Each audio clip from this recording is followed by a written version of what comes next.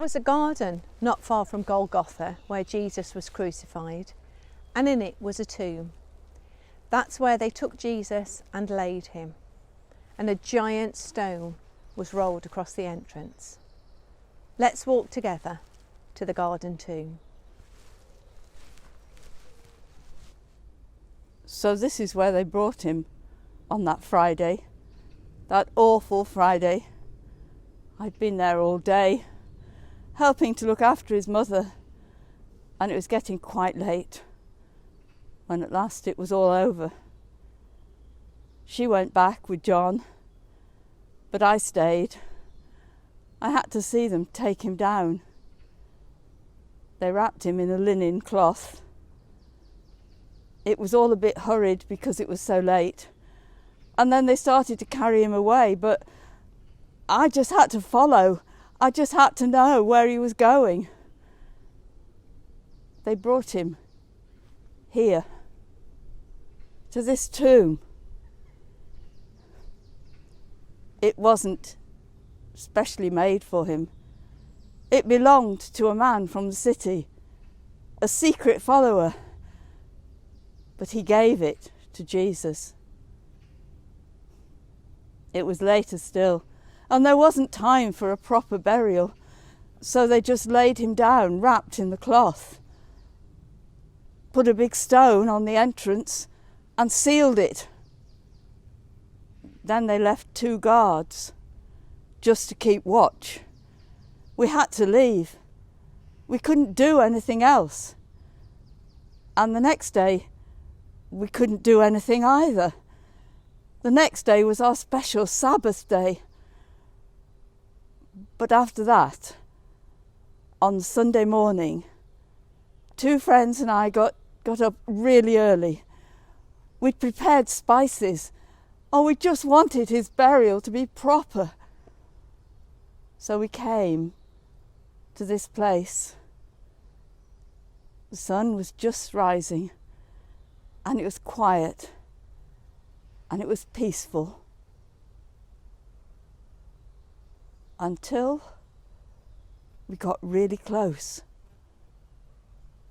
And then something was wrong.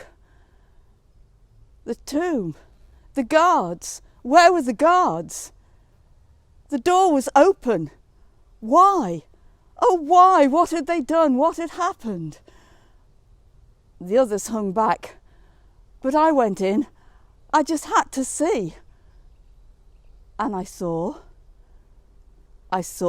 the grave clothes that they'd wrapped him just lying there.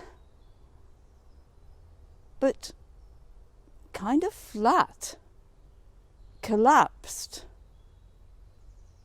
empty. His body wasn't there. What had happened? There was a light, a very bright light, and I heard a voice saying something like, well, something about, this is a place for dead people. Why do you look for the living here? I didn't understand. I didn't know what had happened. I stumbled outside. Others came and went, but I just had to stay there. And then, through my tears, I saw someone. I thought it must have been a gardener. Perhaps he knew. Perhaps he knew what had happened. I stumbled across and he could see I'd been crying. I told him I was looking for Jesus of Nazareth. But I didn't know what had happened. Someone had taken his body. Where had they put it? And then he just spoke. One word. Mary. That's my name. And I knew this was no gardener. It was him. It was Jesus. I just wanted to give him a great big hug. But he said no. No, not yet. Just go and tell the others. I'm not dead. I'm alive. I went. I told them. They were all so excited. And then later in the day, we saw him again. He came. We all saw him. After that, quite a few of us saw him several times. For about the next month, I'd say, until he went away, back to his Father in heaven. And that was it. We haven't seen him since. But I know he's alive. I know he's not dead. And I know he's with me. And he loves me. And he cares for me. And you know what I'm going to do? I've got some seeds. Small, tiny seeds. It looks dead. But I'm going to plant it. I'm going to bury it.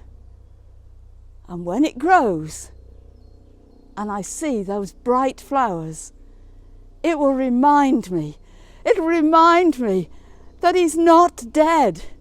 He's alive. Perhaps you could do the same.